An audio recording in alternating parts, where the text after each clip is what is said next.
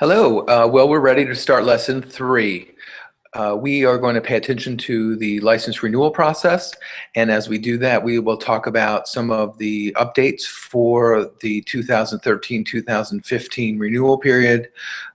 We'll talk about CE broker, and we will talk about a variety of issues regarding your licensure renewal, how many continuing education hours you need, place of practice, all of those things. So what I'm going to do first is I'm going to screen share a little bit and remind you that you have a booklet. Just about everything that I'm talking about here is in this booklet. There is some commentary on most sections, and I would love for you to pay attention to this as we're talking. License renewal, the maximum required or not to exceed is 25 hours per annum. And in the statute, we have a very short paragraph, and then of course there are pages and pages of information about licensure renewal in the rules section, because just like we talked about above, where the legislature authorized the board to create certain rules, this is an area where instead of the legislature determining the method and the methodology and how the hours are counted, that was determined for the board to do. All boards do this. And of course you can see that there's commentary here. So as we're thinking about this, instead of just looking at the statute, I'm going to be paying attention to chapter 64B7. This particular section is 28, biennial licensure renewal. You'll notice that very specifically, and people ask me about this all the time, place of practice. You know, what do I have to do, which license, which area? So I'm going to clearly outline that for you, and then want to be sure that you're clear on the pro bono system and also any other things regarding the continuing education. So for instance, and I'm going to stop screen sharing this and give you some information about the fingerprinting.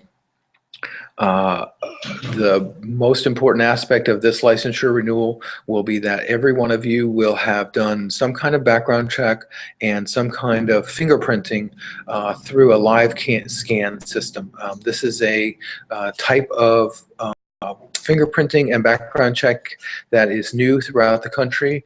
Live scan is done at businesses, UPS, some kinds of office supply, schools.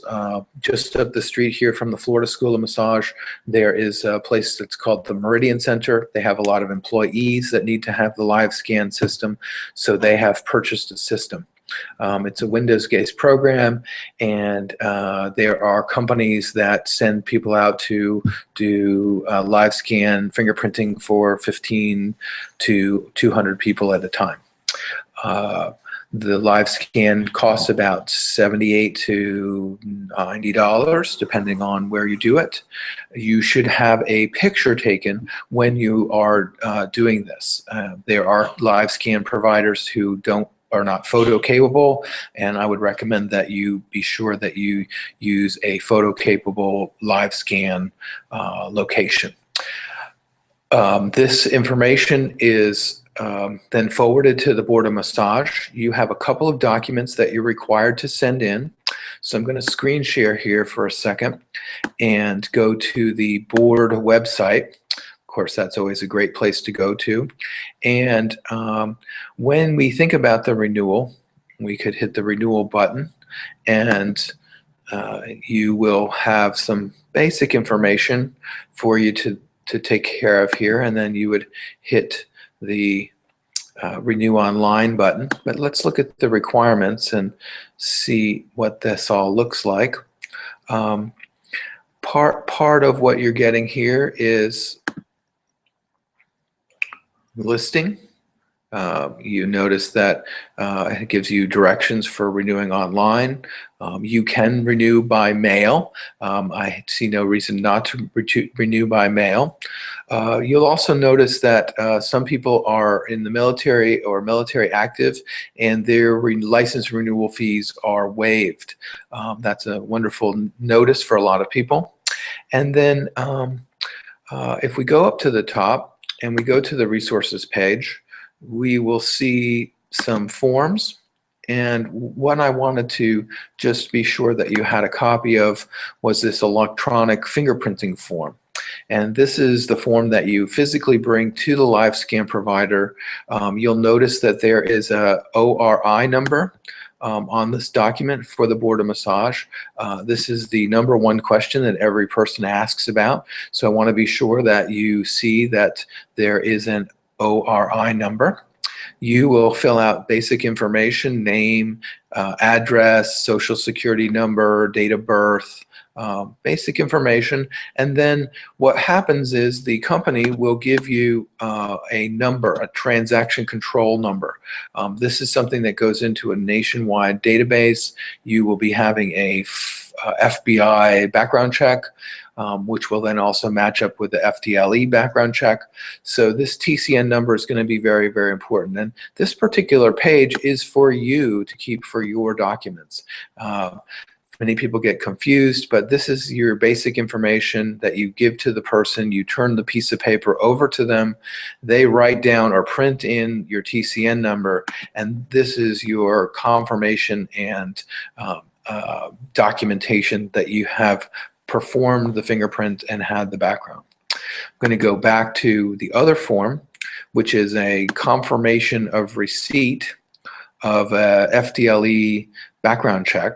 And what this does is it allows sharing of information from the Fdle to the FBI. And if you read through this privacy statement and all kinds of information, the most important aspect is the last page. And you'll notice that you actually need to return this form to the Board of Massage at this address. This is a very consistent address for the Board of Massage. This bin number C06 is a bin number that I've been using for 20 plus years. So if you send your information, I would always send it return receipt requested. I would keep a copy of this for my records with the other page that you have, the electronic fingerprinting form that has your TCN. And then I would fill out the basic information here and put this in an envelope, return receipt requested, and send it to the board. You'll notice that there are two sections here. One is for massage therapist and one is for licensed massage establishment. And it's my understanding that if you have an establishment, you should send two of these forms, one with the establishment and then one with the licensed massage therapist. This seems a little bit bureaucratic to me, but from what I understand, if you send a form in with both of them filled out, they may or may not catch that. So my suggestion, if you have to do this in the future, is to send one for each, one for your MA number and one for your MM number. And very straightforward, have to print it out, have to put a signature on it, have to put it in the mail. So then I would have a copy. I would put that copy with my electronic fingerprinting form, and I would rest assured that I had met the actual physical requirements for my renewal. I'm going to stop screen sharing here for a second. And what I've been told by the board is that there are thousands and thousands of people who have failed to meet the background check or complete the fingerprinting. So this means that those licenses will be placed under suspension, and there's a lot of paperwork and detail that goes into placing a license under suspension. So there's a tremendous amount of work going on at the Board of Massage, staff members, extra staff members, sending out a tremendous amount of mail. So if you are a licensee and you're renewing your license and you're trying to call the board, please, it's probably not your best way to communicate with the board.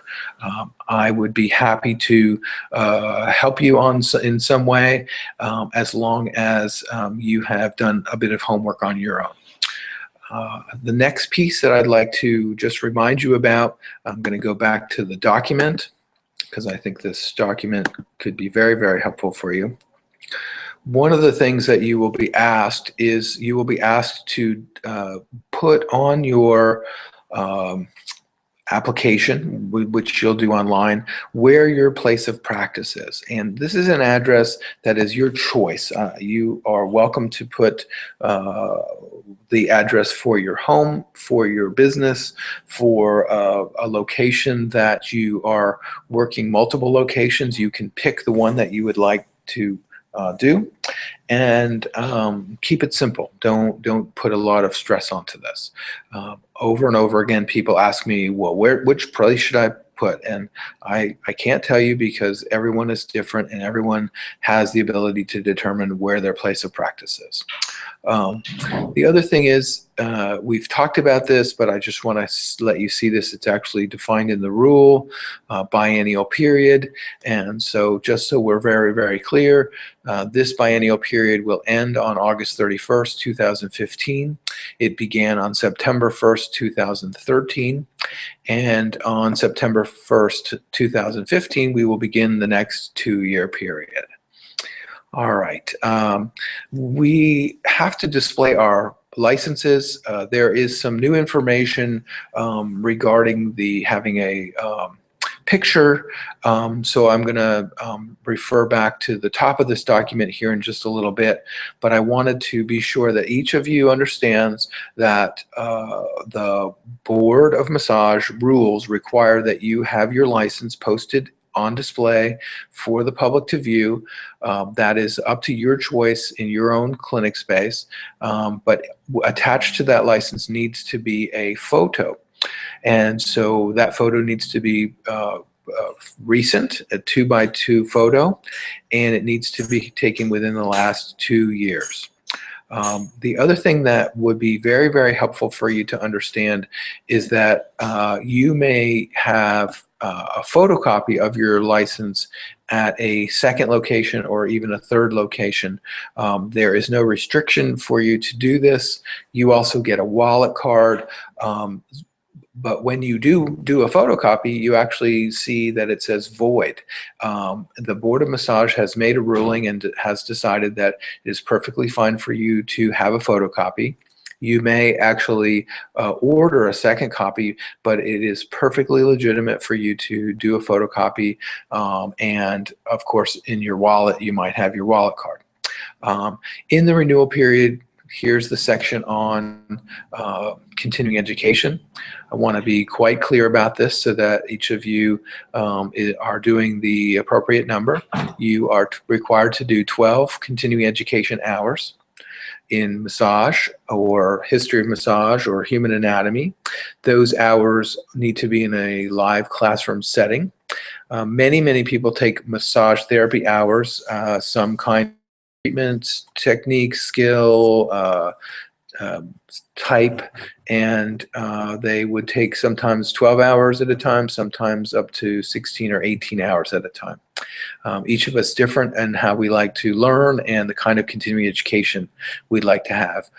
And in the rule, you are required to take some kind of live class for a minimum of 12 of those hours.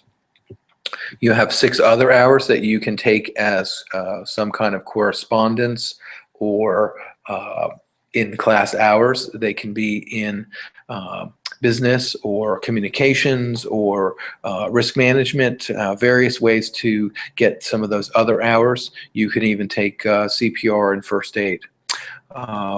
So what I'm always thinking about when we talk about continuing education are what are the other 6 hours that you need. So you have 12 of live hours in massage or anatomy or history of massage. Then you have 6 other. And then you have a last grouping that are required. I tend to call them the big 3.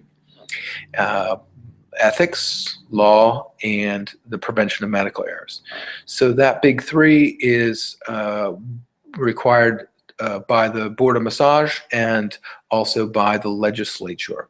One of the great things that you can do now as a new policy over the last few years is that you could actually obtain continuing education hours for both ethics and for the law by attending a Florida Board of Massage meeting. That would be a situation where you would sign in, and when you signed in, you would actually attend a pretty big majority of the day and receive your 4 hours of credit. There is also a way for you to obtain hours by doing something called the pro bono, and I'll talk about that in a moment.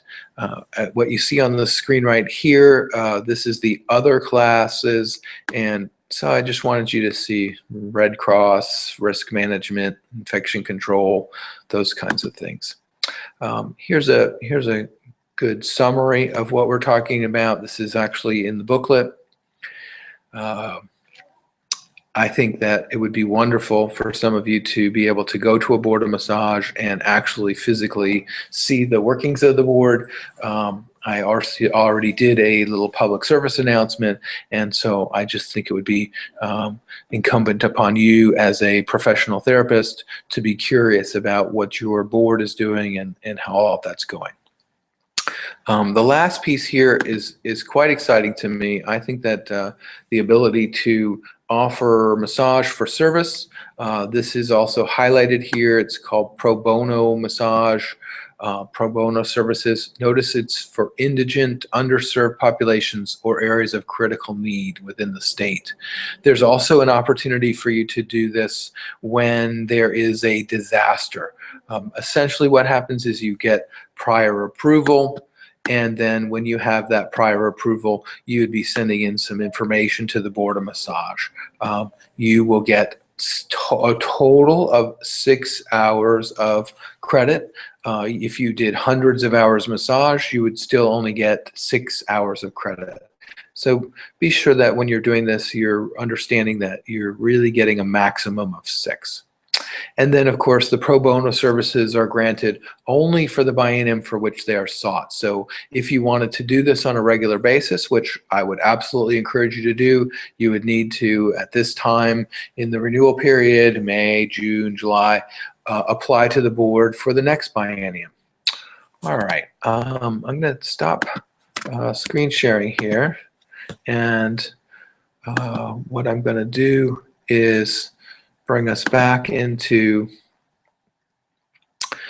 looking at me.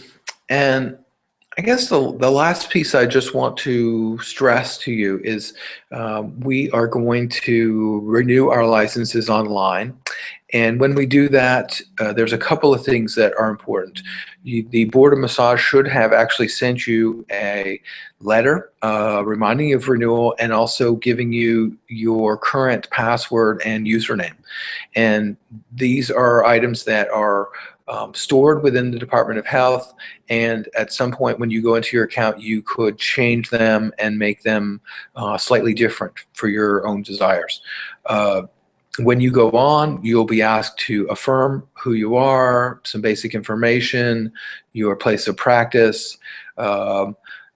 Then the CE broker system will actually check and see if you can renew your license. I went to do that the other day, and I have some hours actually from attending a Board of Massage meeting, and they're not posted up. So I have all my hours for continuing education massage hours, but my ethics and law class haven't been posted by the Board of Massage.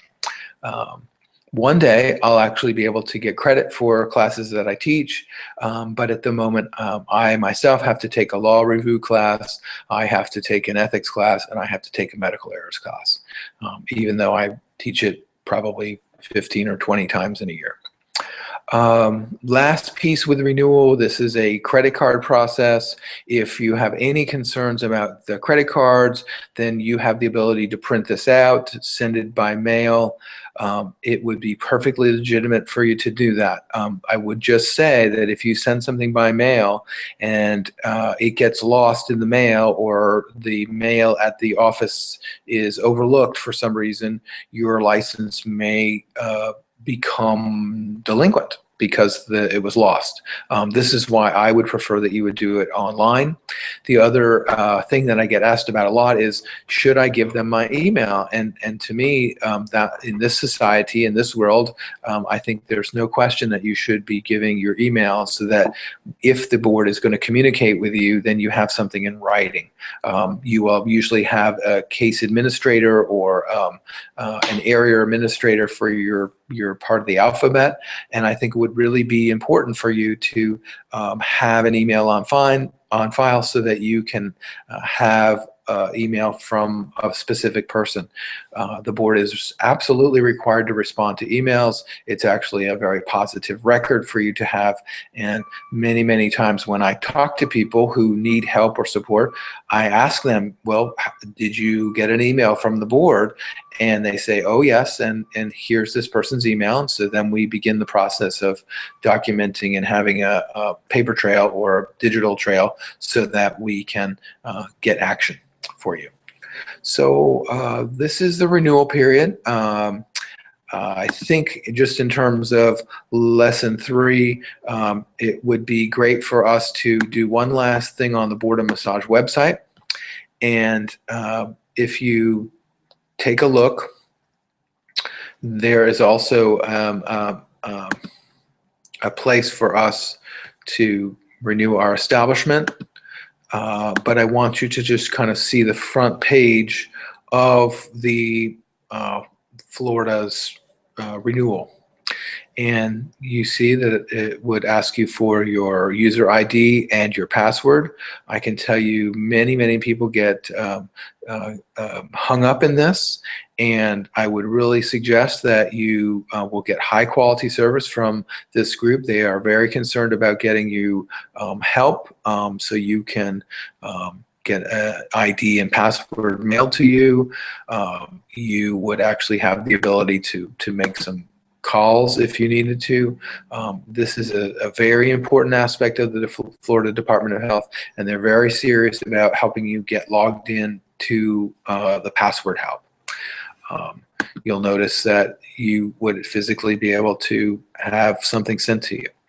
So I guess that would be lesson 3 in a nutshell. You must take continuing education. You'll be paying about $105 for your massage therapy license. You will physically determine where your place of practice is. And in this particular renewal period, you will have taken and done fingerprinting and background checks. Please be sure to review some of the materials in the booklet, and we will head to lesson 4 in a few minutes. Thank you very much.